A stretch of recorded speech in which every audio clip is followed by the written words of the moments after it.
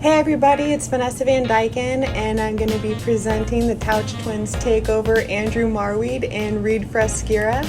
We got Crew 42 here doing the fantastic coverage presented by Tilly's Disc Golf in Traverse City, Michigan. That's right, get some brews and get some crews. Hit them up. Like Vanessa said, Touch Twin takeover, baby, so stay tuned. We'll be funny, we'll be entertaining, we'll be interesting. Watch out, maybe the best commentator doubles crew in the West.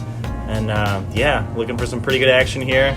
Don't forget, Crew 42 has a Patreon account, so be sure to donate some money. They're doing this for free right now, so take advantage of it while you can. We got Andrew Marweed, blazing hot, 7 down after the front 12. We got Cameron Benak at 2 down. We got Skyler at even. And then George Beno following with the pack with a pretty solid 6 down. We're looking at hole 2A right now, 670 feet. The main play is going to be to stay away from these tree groupings and land up to the right side. The right side has a fantastic fairway that's going to lead you up to the pen. Quote-unquote par 3. Definitely plays more like a old-school par 4, but if you play your cards right, you can definitely take a nice, easy 3 on it. Yet to see a 2. There is a left gap up here that you'll see a lot of the righty forehand players taking to get up to the pen. The green does slope a little bit down and to the right. So with that in mind, hole 2A. We got George here going with the wide hyzer. Throwing his, I think it's his Zeus here, but very clean line, making it past all the groupings of the trees, and that's going to be a very ideal spot. I think all 4 of us are going to be taking the same wide routes, most preferred if you have like about 400 feet of distance or so. Looks like Cam's going to leak his just a little bit early, hit that tree and knock down, but does stay in the middle, so we'll see what he has from there. So we got Andy Marweed, most likely throwing a Wraith. Is that a Wraith? It is a Wraith, yep. Let's go. Looks like it's coming out pretty nice. A little bit left. He's going to be stuck with a little bit of a challenging upshot here, but it's Andrew Marweed, so easy 3 for him.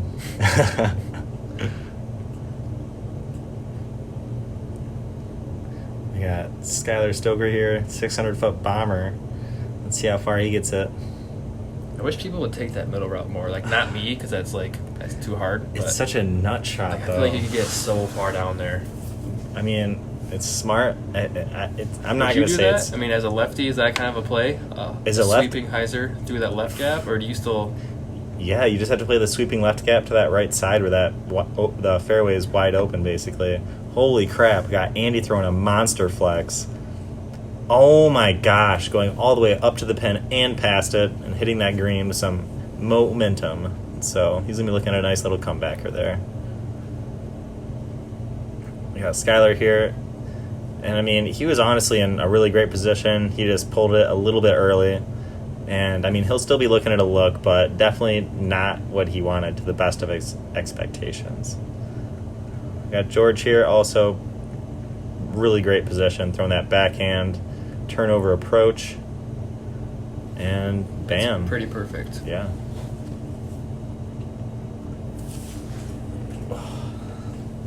You got Cam going with the forehand approach.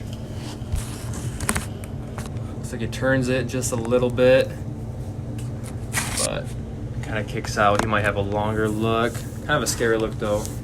Downhill putt. Wasn't that where you were at, like, last round? Oh, wait, no. No, I No. feel like somebody was up there last round.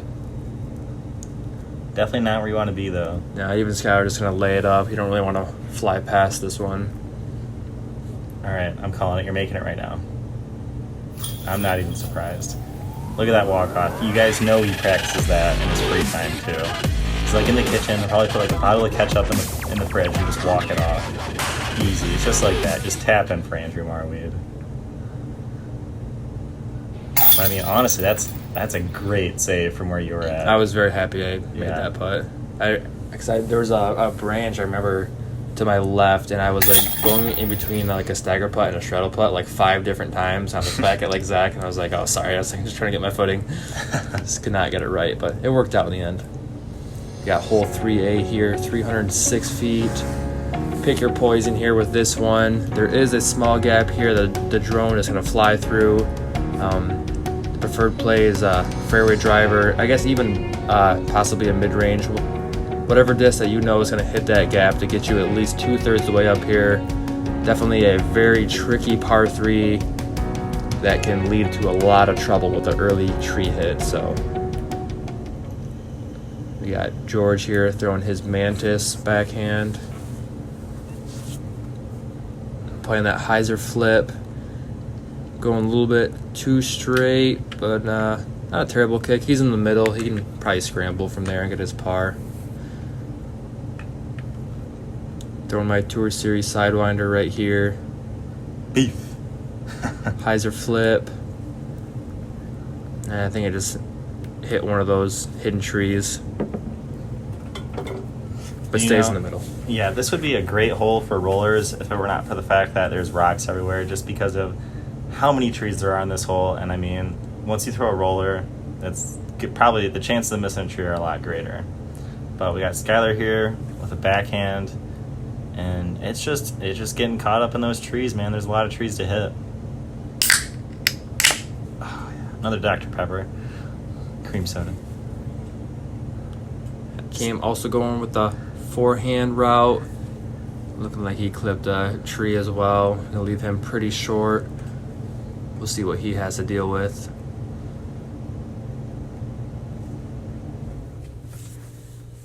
And no one really making it through clean, as Skyler actually almost just throws that in for 2.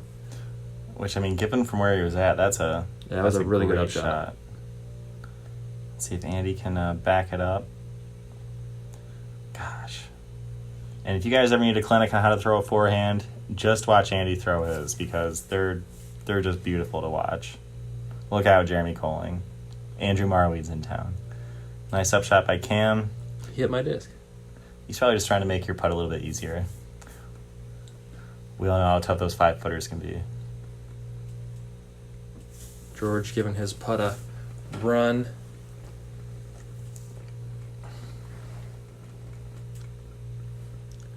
Yeah, Skyler here with the longest comebacker, about 25 feet. Hey, I made a putt outside of 10 feet. Yeah. And he's happy. He's having kind of some struggles on the putting green today, so happy to get one to go in. Maybe give him some confidence for the holes coming up. Yeah, so you're 18 down right now through, what are we at, 14 holes? 18 down through 14 holes. I mean, the next best is, George Beno pulling in at 12 down. How are you feeling it through this point in the round? I definitely know I'm playing pretty well. I don't really know what everyone else is at, but I kind of just know if I stick to my game plan that I should be able to finish out strong and take it home. But yeah, just trying to stick to the game plan and go out from there. Hole 4A, 270, pretty cut and dry. You just want to throw a nice little backhand over there with something overstable to skip in around that tree and just leave yourself with a nice easy putt. You don't see many people taking the left-hand gap because the right-hand gap is so wide open, but it's been done. Got George Beno here with Discraft Zone. Putting some Ying sauce on it, getting it nice and wide. Easy over that tall grass, though. Doesn't quite make it to get that skip, but he's still going to be inside the circle 25 feet. I switched my disc up from last round, throwing the gator here. Big hyzer, aiming for the catch cam guy. About 25 feet long.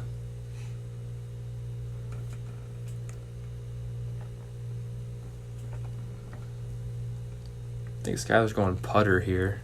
Mm-hmm. Just ripping it on a hyzer. And parks it. Actually 13 feet, not parked.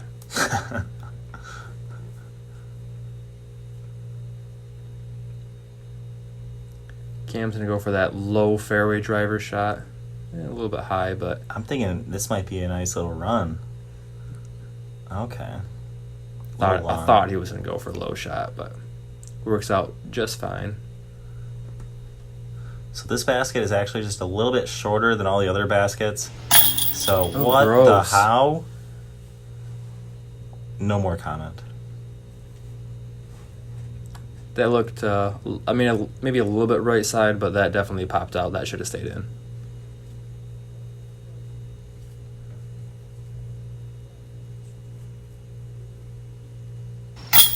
Yeah. ABC.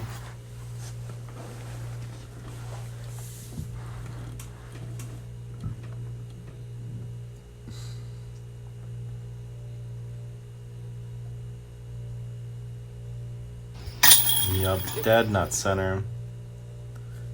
Any other basket, they're It's all a pull. in. It's a- I don't want. I wanted to say that, but I was like, I shouldn't.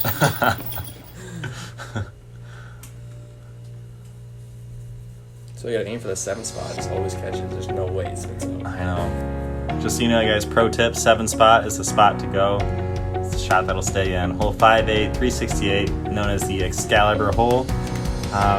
Lots of garbage on the bottom of the fairway on the ground, so rollers are not an option. Basically, the only choice you have is hitting this little tiny gap with a forehand or throwing a bomb over the outside tree line. That's just getting progressively tougher year by year, but a bonus birdie nonetheless. We got Andy just full send, just trying to see how many of those trees he can make it through. Just get lucky, baby. Skyler's gonna try the big hyzer. He definitely has an insane amount of power. So much power. Not quite sure if he got it all the way around those trees or not, but looks like he made it at least over halfway, so he'll have a shot from there. And what is, so, I mean, obviously I've seen 2 forehands. They've gone more left than previous rounds. What kind of wins are we looking at here? What is the rationale behind? I think there was a headwind because all 3 of us turned it a little bit more than we wanted to. So there was definitely a little bit of wind coming at us to make those discs turn over. Okay. Because, I mean, just the consistency with all 3 of those shots was just kind of eerie, especially on a hole like this. Oh. Trying to save some strokes there, trying to go for that nice aggressive run from 150 out. Understandable. Yeah, Skyler here, just ABC upshot, easy putt. And this hole is actually kind of on a mound, so if you're, I mean, honestly, if you're kind of more than 30 feet out, you're looking at a very ever so slight uphill putt. And as much as I hate to say it, if you do miss it, you're going to look at probably just about as long as a putt. So you definitely want to get pretty close to this one. We got Andy. I don't even know where he's at. Some bamboo jungle. There was not much here. I was just trying to find any kind of opening I could. Still finds the gap, still manages to run it. And for all you AMs out there, that's what pros do. They find the gap and they run that.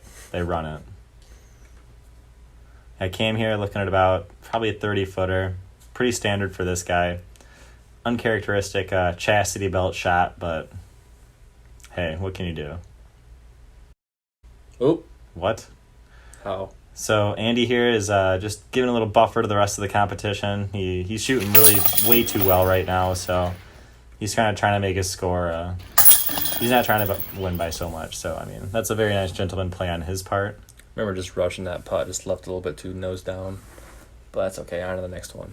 So I mean, as far as your putting goes, are you always trying to putt nose down, or is it just something that kind of randomly happens that you're not expecting, or like how does that work? Just certain putts, because I go back and forth between spin putt and push putt. So when I want to push putt, I try to leave it nose down. Okay. We got hole 6A here, 395 feet. One of the tougher gets on this course. The main challenge is getting through this gap right here, and it gets you out to the open field. Common play is just trying to get to the bottom of the hill. Give yourself a circle 2 putt look at best, maybe, or even just playing for a 3 is a smart play. We got Skyler probably not playing for the 3 I'm pretty sure he said he was throwing a fairway driver on this hole, which was kind of gross. Just because how fast it got there and gets up the hill a decent amount. Yeah, and this is one of those holes where the tee pad is actually, I mean, usually it's kind of questionable just because it's one of those holes that's always in the shade. So typically you get a little bit of that, I guess, slick mold. There's really no better way to put it on that tee pad, so it definitely makes the run-up and the execution a little tougher than most holes. But we got George Beno there looking at an easy upshot, maybe even a potential run to the basket. We'll see. We got Andy Marweed here throwing a super forehand, and just comes out a teensy-weensy bit to baby hyzer. Got Cam here following suit with the forehand. I'm guessing he's probably throwing something along the D2 line. I think you're right too, and he didn't even look like he threw it that hard. Just such clean form, and it just gets all the way to the base of that hill, and it's a pretty good smash of a forehand because it definitely I would say it plays well over 395. Wow. And see, that was a great up shot. Just in that, the most impressive part of that was that Andy was able to visualize the slope of that hill and make sure that his putter. Oh! So sick. Sit down, please. Well, that could have been 100 times worse, but, you know, we'll take that. But yeah, as far as this green goes, I mean, you really just want to lay it down with the slope of the green. So otherwise, you're basically gambling as to whether or not it's going to roll.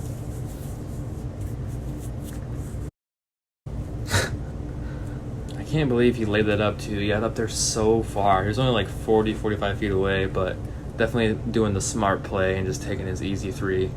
Yeah, I was just impressed by that full-size broom he had carrying in his cart. Oh no. He was like the janitor crew or something like that, like cleaning up the course, cleaning up those birdies.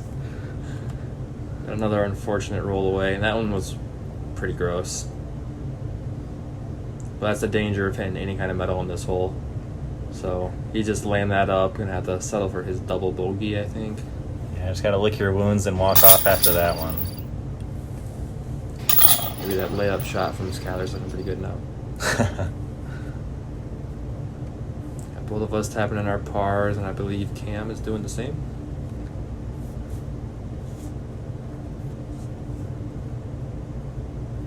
Yeah, George Beno making sure that putt's looking good, making sure it's nice and lined up before he putts. It is windy, and it is a pro tip. Always take your time, boys. Never feel like your card is rushing you, okay? We're moving on to hole 12, 267. Raised basket, super sick, very light wind.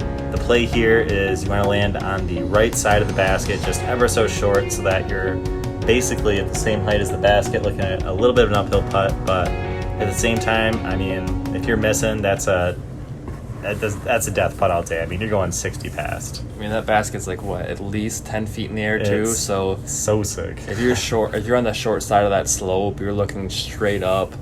It is a scary hole to putt on. And another Oh my god. another roll away. So many screwed views. How? I mean, it was a little sawed off in the first place, but still, it doesn't deserve to roll back all that far. All right, we got Andy here just watching a screwed view shot. Let's see how clear his mind is after this.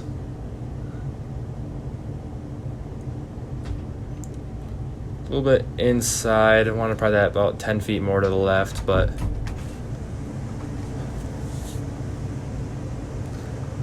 All right, we got Cam Benak here throwing another forehand, just like the rest of them boys. And it's looking like he got it out just a little bit more left than his two predecessors. And beautiful shot. yeah, that's right where you want it. George actually going standstill with the putter, which I was actually kind of impressed at. I think it plays a little further in 267. Maybe Yeah. not though, but still for a putter flick, seemed pretty easy. Yeah, so George, I mean, I feel like the clearance on that side of the basket, you have to hit like a foot window just because that basket's so high up. Yeah, you're putting straight up, so that cage is just like staring you right in the face. Yeah, so I mean, honestly, if you catch that on a bad day in the wind, like, I don't think there's any possible way you could make those putts. But I think with the wind we have today, he should have a pretty good chance of making it. Thank God that one didn't roll. That could have been super bad, but Got a nice 25-footer for par here. Be a little closer. yeah. Happy that one got in. And that was a spin putt for that one. That was more of a push. I don't know. You kind of put some ying sauce on it. Where's the crew view for that one? I gotta re-see this. Oh. What do you mean? No. So sick. I think you might have rushed it a little bit. Got George Beno here taking his time, playing smart. That's smart golf, and he cans it. That's Easy a fantastic birdie by George Beno. And honestly, these guys are making this hole look a lot easier. Like Andy was saying, that basket's it's staring you right in the face. It's something you really got to watch out for. I mean, even Skyler here, he was throwing like a turbo putt. Anyways, move on to hole 13, 416 feet. Plays more like, I would say maybe just a teensy-weensy a little bit less because you're throwing from an uphill position. The play here is to just squeeze a nice little righty hyzer between that first tree you saw and that tree line on the right, and then have something just kind of hit and then skip straight to that basket. So honestly, you probably want to hit just past the top of that hill and have a nice little skip. We'll see how Cam operates it here. Looks like he's throwing a nice stable distance driver. Just needs to miss that tree. A little short too. Gonna be left with probably just a upshot from there. No sense in running that.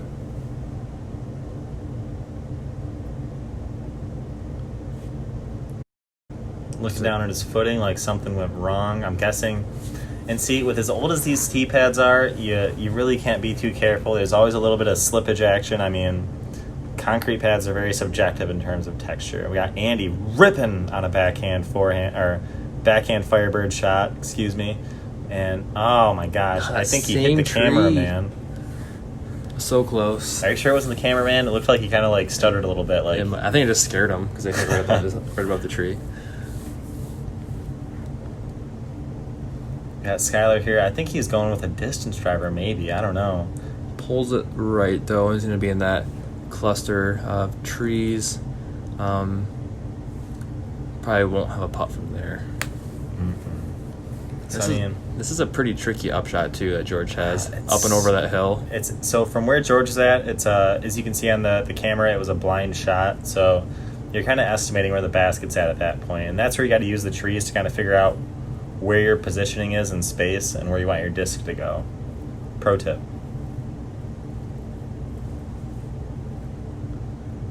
Looks like Skyler just lays it up nicely. We got Andy and 18 down, leading the pack by 7 strokes. You know he's not laying up. All day, cash money. Oh. I tried. Well, I just lost $20, but hey. With Andy Marweed, nothing's ever for sure. Came with an unfortunate par putt there. He's probably going to have to settle with a bogey.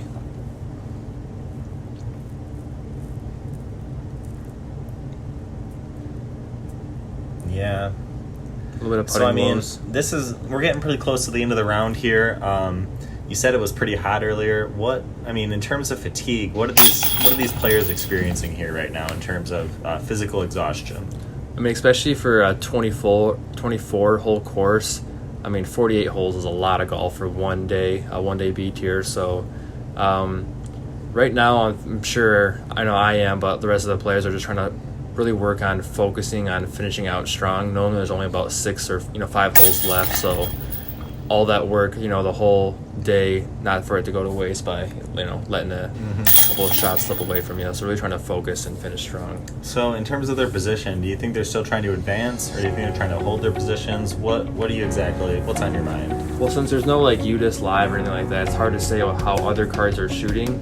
But so the only really way you can tell is by how your card is shooting. But I'm sure these last few holes, there's definitely people still trying to push up the leaderboard, trying to climb up, because it was a 40-person B tier, I think, so a really good turnout.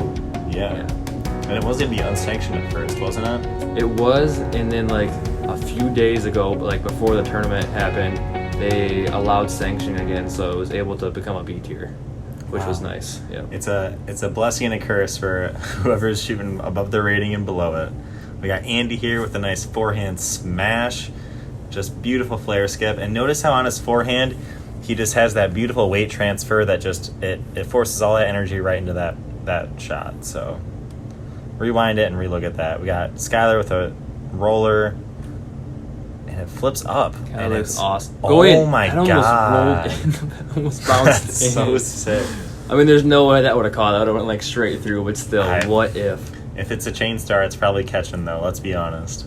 That would have been so dirty. We got Cam with a super clean forehand, flips it up nicely, hoping for a big flare skip, and just hits one of those last trees. But honestly, still pretty close. He'll have a circle 2 putt at it. George going back to the roller as well, I believe. Ooh. Get it down super quick. And it looks pretty good. Wow. Misses those last trees. Wow. That's so good. What do you mean? That was one of the best backhand rollers I've seen. Minus the one that almost just aced it, but And I wonder what George Beno was throwing there. something super flippy because he got that down super quick. Now Cam's giving this a bid from deep. So I mean, with these players that are not, 7 strokes ahead of the rest of their competitors, great birdie by Andy. I mean, honestly, these guys, there's a lot of pressure to make these last few putts. Because I mean, honestly, as far as the pro division goes, every single putt means you're going to win money or you're going to lose money, right? So I mean, even one stroke, like even one missed putt could mean even so much as $50, $60, maybe even $70. Who knows? And I'm sure that's all kind of what they're thinking going on to these last few holes. Kind of the tougher stretch of the course that we've been going through. Going into after this hole, there's really only a couple more deuce holes left. As George hits a nice putt for his birdie. And Cam just cleaning up his par.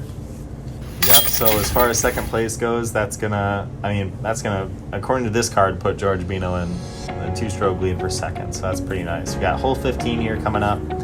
446. As you can see, that growth on the first 100 feet of the fairway is definitely starting to get thick. So as long as you can miss that and get a nice little backhand out there, or maybe even a forehand and have it miss a few of those trees, I mean, you're going to be looking at a pretty nice putt. As you can see, the wind is absolutely whipping right now, so that's definitely going to be a factor to see here in these last few holes.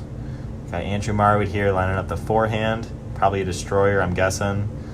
Putting some absolute ying sauce on that. Notice the weight transfer, and it's coming out A little bit too early. I think it's still that left to right, so I couldn't get that flip on it, but I hit the gap, so I was happy with that. In terms of not trying to get a bogey, I guess. I'm just trying to play smooth. But George leaving it a little bit too low, but he'll have a longer look. Can't really be too mad at that shot.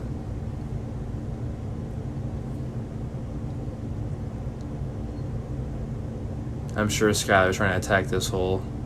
It's a beautiful S-curve. That's a great shot. And that's the thing about being behind that tree, though, is like it's so low that he might have a pretty tricky shot for being like 25 feet away. And I mean, you know what?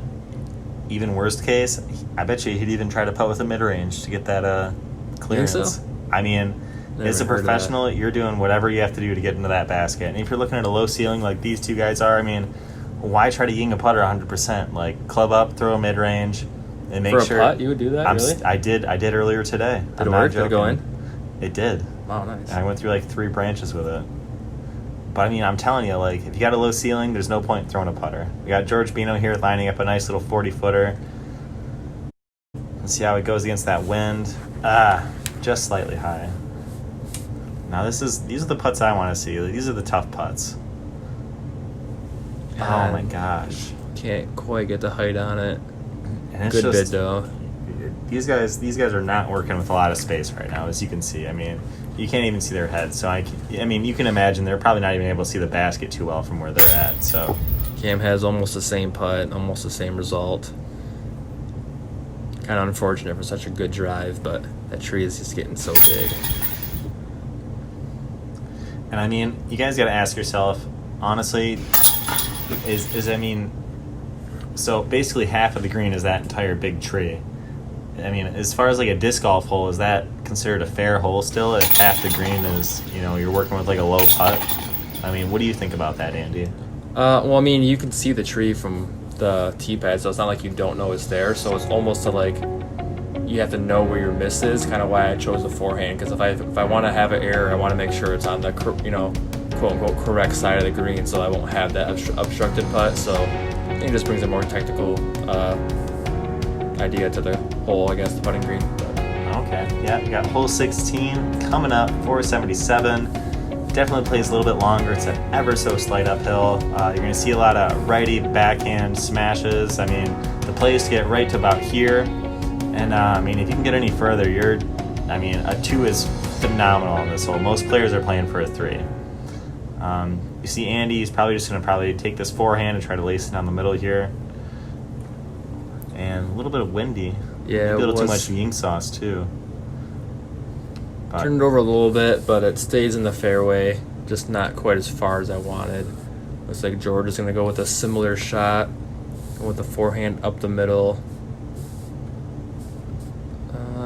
Leaves it, I think, a little bit too high. I hit that tree and kind of dropped straight down. That's kind of where those rock, I think there's a rock garden over there and then to the left. is that OB or The ones that inbounds? are OB, yeah. I don't think he Okay. did win OB, though. And Skyler going for that low hyzer, but kind of leaves it inside and hits that tree as well. So I mean, with the route Skyler was trying to take, is there a hyzer route over there? There or? is, but it's so precise. And I remember like a couple of years ago when this tree off the tee pad wasn't so big, you could do like a big spike hyzer too, but the trees are just getting so big, so you have to do kind of a low screaming hyzer around that tree. Okay. And he almost, yeah, right there, he almost went in that OB garden, but was just short. Which would have been super unfortunate, but Yeah, I mean, still just a little bit short. Probably. I mean, I'm guessing he probably threw a putter right there. George taking something stable, trussing it out wide, and that is on the green. Mm-hmm. So yeah, I mean, as Andrew mentioned earlier last round, these upshots are they have to be pretty precise, so to say, because there is that low ceiling with the pine trees. So it forces you to play that skip shot almost, but at the same time, there's also rocks on the green. So And it drops off behind the basket too, so very tricky green to deal with, yes, especially being out of position, not where you want to be. Taking the ooh, that was super beautiful, flippy my pig. friend. Thank you. I was very happy I got that shot close. So I mean, how long have you had that pig in your bag for? Because that was a pig, right? That was, yeah, I've had that for probably, I mean, a couple months after I started, so probably at least 5 years old. I think it's flippy. goodness. Got that sentimental value. If I lost that disc, I would shed a tear for sure. Oh. And so I just got to ask, with this hanging basket, do you think that plays any sort of factor in terms of putting? Because I mean, instead of having a pole on the bottom, it's clearly on the top. So what are your thoughts on that? And you can kind of see it like bobbing up and down right now too, which is not going to matter too much, but definitely because you're not used to it, maybe, you know, Mm-hmm. if you overthink it. And But it just looks so cool, so I enjoy it. yeah, and I guess just last thing on this hanging basket while we have it here. So let's say, because I noticed it was spinning during the intro, can you as far as, so if you were to hit it weak side, so to say, or hit it strong side, do you think the putt or the putter hitting the basket would cause it to rotate and spit out easier? Ideally, yeah, I think it would, honestly. Depends on how hard you putt, but maybe slightly, yeah. Didn't really think about that. Okay. Yeah, Probably I mean, more, yeah, pro side, because it would make it spin to the counterclockwise. Yeah, just some food for thought here, guys. Yeah, hole 17 here, 172 feet. Playing up and over this mound here. Shot is a nice backhand turnover, but it's going to have to flex back, nose up. Stall shot right, slow down right next to the basket. Otherwise, you're going to go way too far because it goes severely downhill. Very touchy green for a short hole. I mean, just another one of those classic Michigan holes where there's lots of trees and a tough green. But of course, Andy leading at 19 down, just beautiful shot, just parks the crap out of it. What disc was that? That was a Star AVR 3. One of my go-to backhand putters I've been liking. Yeah, George leaving it a little bit wide, see if he can sneak through when it does. That's going to be a inside the circle putt. And honestly, some of my favorite shots to see on this hole are when people are looking at 30, 40-foot death putts from the top of the hill. You have to run it. It's the moment, you either got to feel it or you can't feel it, and you got to do it. Especially being hole 17, you only have one hole left, it's now or never pretty much. You have a big decision to make. Oh my. Don't think Skyler's going to run this putt though. Smart shot, just laying it up. Yeah, smart man. This is the putt I came here to see. Come on, baby. Be the one. Oh, no, how'd that not catch? So sick. So sick. That was such a good putt, too. That was at least 45. And he has that nice push putt, too, where he throws it up so high and just lets the putter hyzer in.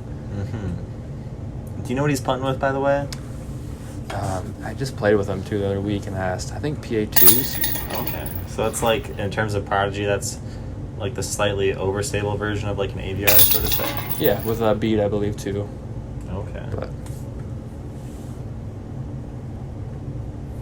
tapping in his par there, moving on to hole 18, final hole of the 2-round event, hole number 48, 195 feet.